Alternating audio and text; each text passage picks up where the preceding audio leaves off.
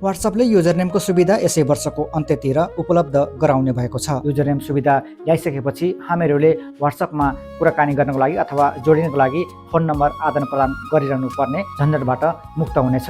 Username भनेको के हो भने अहिलेसम्म हजुरले जसरी इन्स्टाग्राम, फेसबुक युजरनेम प्रयोग गर्नुहुन्थ्यो त्यसै गरी अब WhatsAppमा पनि हजुरले युजरनेम प्रयोग गरेर फोन नम्बर आदान प्रदान नगरिकन जोडिन सक्नुहुनेछ WhatsAppमा। त्यसको लागि हजुरले अहिले नै WhatsAppमा एउटा सुविधा आइसकेको छ।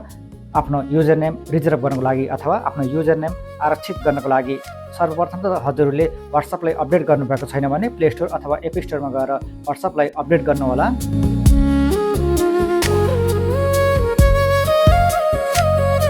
त्यसपछि हजुरले प्रयोग गर्ने WhatsApp खोल्नुहोस् र WhatsApp खोलिसकेपछि दायाँतिर माथितिर हेर्नुहोला, त्यहाँ 3वटा थोप्ला दिएको छ, त्यसमा क्लिक गर्नुहोला। यो रह्यो, यसमा क्लिक गर्नुहोस्। अब यहाँ तलतिर हेर्नुहोस्, त्यहाँ सेटिङ्स भनेर लेखिएको छ, यो सेटिङ्समा क्लिक गर्नुहोस्।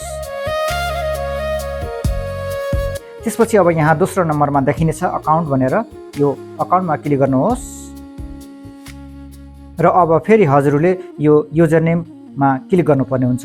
यहाँ रह्यो युजरनेम, यसरी हजुरले यो अकाउन्टको तलतिर युजरनेम लेखेको देख्न सक्नुहुन्छ। यो युजरनेममा क्लिक गर्नुहोस्। साथीहरू, त्यसपछि अब हजुरहरूले यहाँ युजरनेम अन्तर्गत 3वटा सुविधा पाउन सक्नुहुन्छ। पहिलो रहेको छ क्रिएट युजरनेम, दोस्रो रहेको छ युज इन्स्टाग्राम युजरनेम र तेस्रो रहेको छ युज फेसबुक इन्स्टाग्राम युजरनेम। हजुरलाई कुन चाहिँ मनपर्छ, कुन चाहिँ आवश्यक पर्छ, हजुरले आफ्नो आवश्यकता इच्छाअनुसार हजुरले WhatsAppको लागि युजरनेम बनाउन सक्नुहुन्छ। यदि हजुरले फेसबुक र इन्स्टाग्रामको युजरनेम प्रयोग गर्न चाहनुहुन्न भने, अब नयाँ युजरनेम WhatsAppको लागि बनाउन चाहनुहुन्छ, आरक्षित गर्न चाहनुहुन्छ भने हजुरले यो क्रिएट युजरनेममा क्लिक गर्नुहोस्। अब यहाँ मैले मेरो लागि WhatsAppको युजरनेम तयार पारेर देखाउँछु।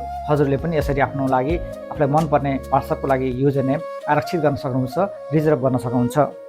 र साथीहरू, यसरी हजुरले WhatsAppको लागि युजरनेम बनाउँदै गर्दा WhatsAppले स्वतः रूपमा हजुरलाई सजेस्ट पनि गरेको हुन्छ कि यस्तो खालको युजरनेम बनाउन पनि सक्नुहुन्छ भनेर सजेस्ट गरेको हुन्छ।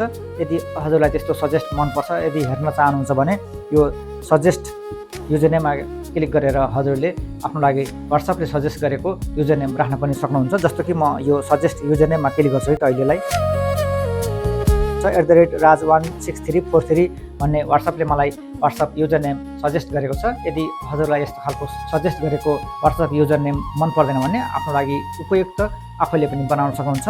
अब म आफ्नो लागि उपयुक्त बनाउन गएको छु है त।